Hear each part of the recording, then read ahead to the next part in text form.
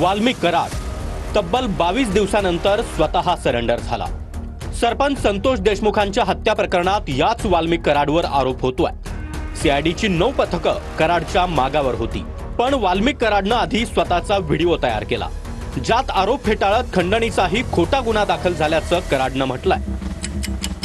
दुपारी 12 वाजता वाल्मिक कराडनं व्हिडिओ सार्वजनिक केला आणि 5 मिनिटातच म्हणजे 12 वाजून 5 मिनिटांनी तो सरेंडर झाला। मी वाल्मिक कराड केज पोलीस स्टेशनला खोटी खंडणीची फिर्याद दाखल झालेली आहे। मला अटकपूर्वचा अधिकार असताना मी सीआयडी ऑफिस पुणे पाषाण रोड इथं सिलेंडर होत आहे। संतोष भैया देशमुखांचे जे कोणी मारेकरी असतील त्यांना अटक करावी व त्यांना फाशीची शिक्षा द्यावी। राजकीय दोषापोटी माझं नाव त्याच्याशी जोडलं जात आहे। पोलीस तपासात जे निष्कर्ष निघणार, मी जर दोषी दिसलो तर न्यायदेवतांनी मला जे शिक्षा देईल ती मी भोगायला तयार आहे। आणि व्हिडिओ नंतर काही मिनिटात वाल्मिक कराड स्कॉर्पिओ गाडीनं पुण्यातल्या सीआयडीच्या कार्यालयात दाखल झाला। सीआयडीनं त्याला अटक केली। मग गतिशील तपासांमुळेच वाल्मिक कराड सरेंडर झाल्याचं मुख्यमंत्री म्हणाले। तपास अतिशय गतिशील केलेला आहे आणि त्यामुळेच आज त्यांना त्या ठिकाणी शरणागती पत्करावी लागली आहे। कुठलाही आरोपी आम्ही त्या ठिकाणी सोडणार नाही, सगळ्यांना शोधून काढू। सीआयडी समोर आल्यावर वाल्मिक कराडच्या अटकेचे सोपस्कार पूर्ण करत त्याची मेडिकल टेस्ट केली आणि त्याला केजला घेऊन आले। त्याआधी पुण्यात सीआयडीच्या अधिकाऱ्यांनी त्याला काही सवालही केले। सीआयडीच्या अधिकाऱ्यांनी कराडला सवाल केला, 22 दिवस कुठे होता? सरपंच संतोष देशमुखला ओळखत होता का? संतोष देशमुखांच्या हत्या प्रकरणात काय माहिती आहे? खंडणीच्या प्रकरणात तुझ्यावर गुन्हा दाखल झाला, त्याचं काय? वाल्मिक कराडवर सरपंच संतोष देशमुखांच्या हत्येशी संबंधित पवनचक्की प्रकल्पात 2 कोटींच्या खंडणी प्रकरणात गुन्हा दाखल आहे। मात्र हत्या प्रकरणात गुन्ह्याची नोंद नाही। पण वाल्मिक कराडच मास्टर माइंड असल्याचा आरोप सुरेश धस, संदीप क्षीरसागर आणि प्रकाश सोळंकेंपासून ते जितेंद्र आव्हाड या सर्वपक्षीय आमदारांनी केलाय। मात्र जो खंडणीचा गुन्हा दाखल आहे तोही खोटा गुन्हा असल्याची उलटी बोंब वाल्मिक कराडनं ठोकली आहे।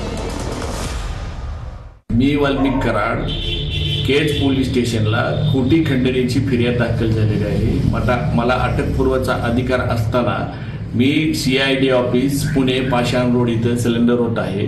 संतोष भैया देशमुखांचे जे कोणी मारेकरी असतील त्यांना अटक करावी व त्यांना फाशीची शिक्षा द्यावी। राजकीय दोषापोटी माझं नाव त्याच्याशी जोडलं जात आहे। पोलीस तपासात जे निष्कर्ष निघणार, मी जर दोषी दिसलो तर न्यायदेवतांनी मला जे शिक्षा देईल ती मी भोगायला तयार आहे। सगळ्यात महत्त्वाची गोष्ट म्हणजे तुम्ही जर ह्याच्यामध्ये दोषी नसताल तर पहिल्या दिवशीपासून तुम्ही कशामुळे फरार झाले होते, हा माझा विषय। जर तुम्ही त्याच्यामध्ये नसताल तर पहिल्या दिवशीपासून तुम्ही त्याच्यामधून फरार का झाले होते? वाल्मिक कराडवर 4ही बाजूने दबाव आला होता। 28 तारखेला बीडमध्ये प्रचंड मोठा मोर्चा निघाला। सीआयडी कडून वाल्मिक कराडची पत्नी मंजिली कराडची देखील चौकशी झाली। तसंच संपत्ती जप्तीसह 100हून अधिक बँक खाती गोठवण्यात आली। अखेर वाल्मिक कराड शरण आलाय।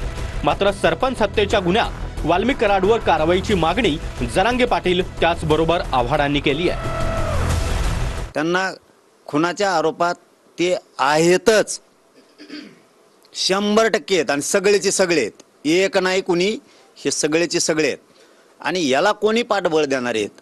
मंत्री असतील, कोणी आमदार खासदार असतील, कोण सरकारमधले असतील, ते सुद्धा सहआरोपी 302 मध्ये झालेच पाहिजेत। लोकमानसामध्ये संशय निर्माण होईल याबद्दल माझ्या मनात कधीच हे नव्हतं की लोकांच्या मनात संशय आहेच की त्याला वाचवणार,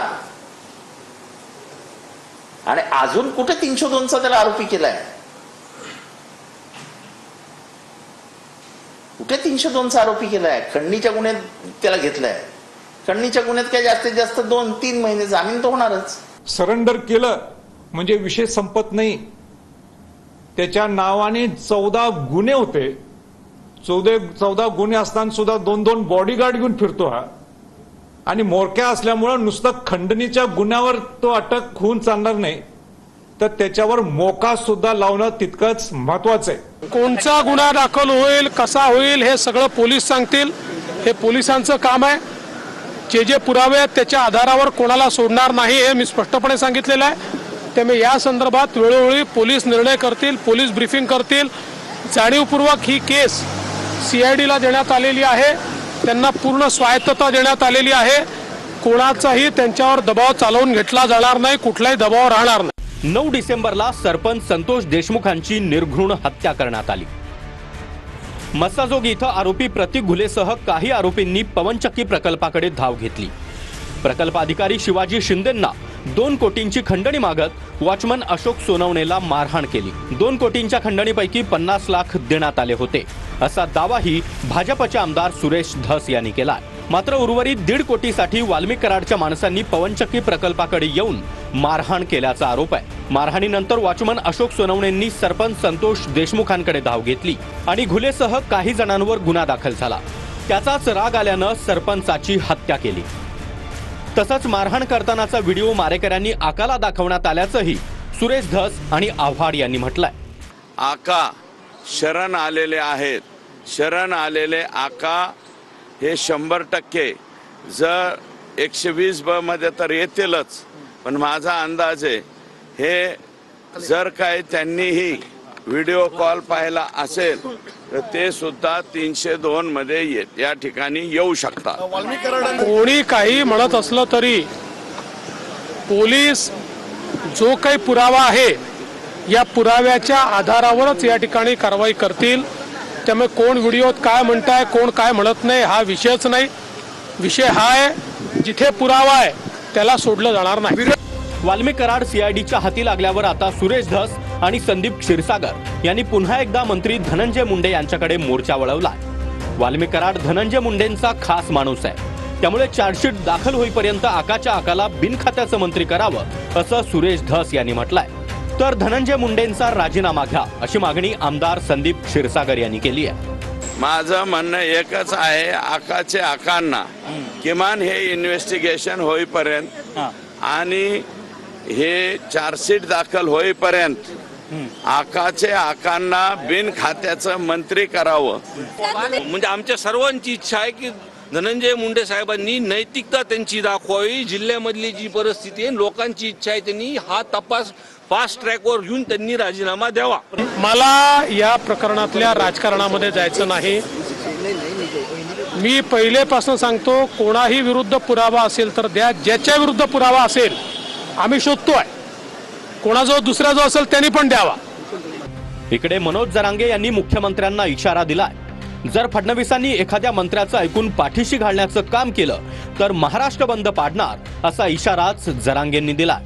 जर फडणवीस साहेबांनी एखाद्या मंत्र्याचं ऐकून त्यांना जर पाठीशी घालायचं काम केलं आणि जर तुम्ही खून पचवायचा प्रयत्न केला, मराठे तुम्हाला पोचू देणार नाहीत. काय वाटेल ते झालं तरी सगळे दोषी शोधून आणि जोपर्यंत ते फासावर लटकत नाही तोपर्यंतची सगळी कारवाई पोलीस करतील हा विश्वास मी त्यांना दिलाय. अद्याप हत्या प्रकरणातील 3 आरोपी फरार आहेत. 22 दिवसानंतर वाल्मिक कराड पोलिसांच्या हाती लागलाय, त्यामुळे हत्येच्या दिशेनं CID आपला पुढील तपास घेऊन जाईल. लक्ष्मण जाधव आणि रणजित जाधवसह प्रदीप कापसे, TV9 मराठी, पुणे.